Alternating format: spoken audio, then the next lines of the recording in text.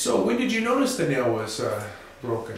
Well, I noticed that Baby, being one of our more active dogs, had her dew claw turned upwards instead of curving downwards. And she had some blood, but she was maintaining it herself. And then when I made the appointment to bring her in to make sure it wasn't something I could do at home, on the drive I noticed that it had fallen off. So I just wanted to follow up, make sure she didn't have any open wounds or something that needed antibiotic care. Broken nails are really common. Baby had really long nails, and what happens is they get caught on things and then they'll break.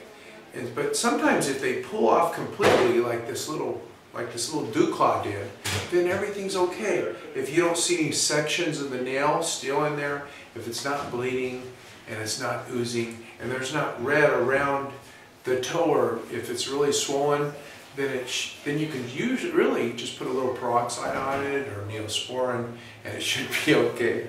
Baby's shrinking down. She's saying, I don't want you to film me or play with me.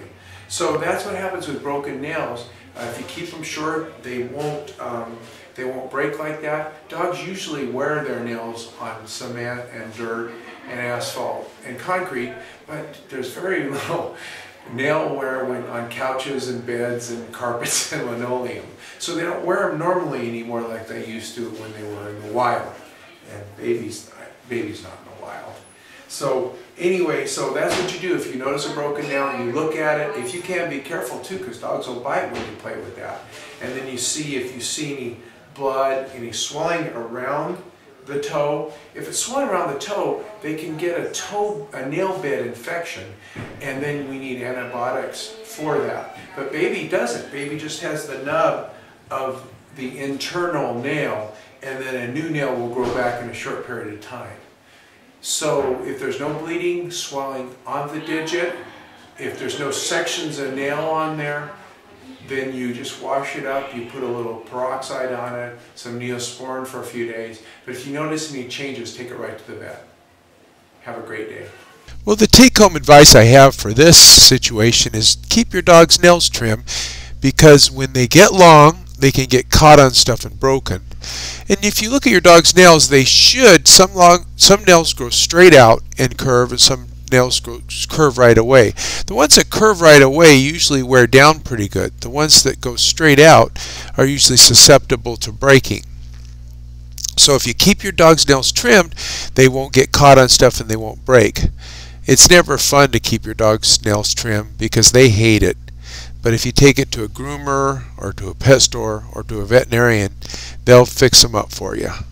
And if your dog's nail does break, you can put some peroxide on it and a little bandage and wait for your veterinarian to open the next day. It's not critical or an emergency unless you really want to pay the extra money to get it looked at. You can also give dogs aspirin if they break their nail and put a little neosporin on it, because the dosages for aspirin and Benadryl and all those are at my Dog Dish Diet website at www.dogdishdiet.com.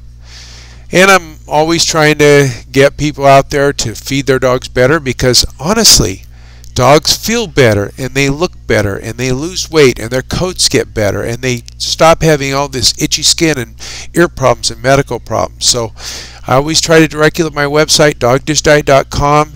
My book's now in a Kindle version. It's only $6.99, and it gives you lots of tips about how to feed your dog better and keep them healthier.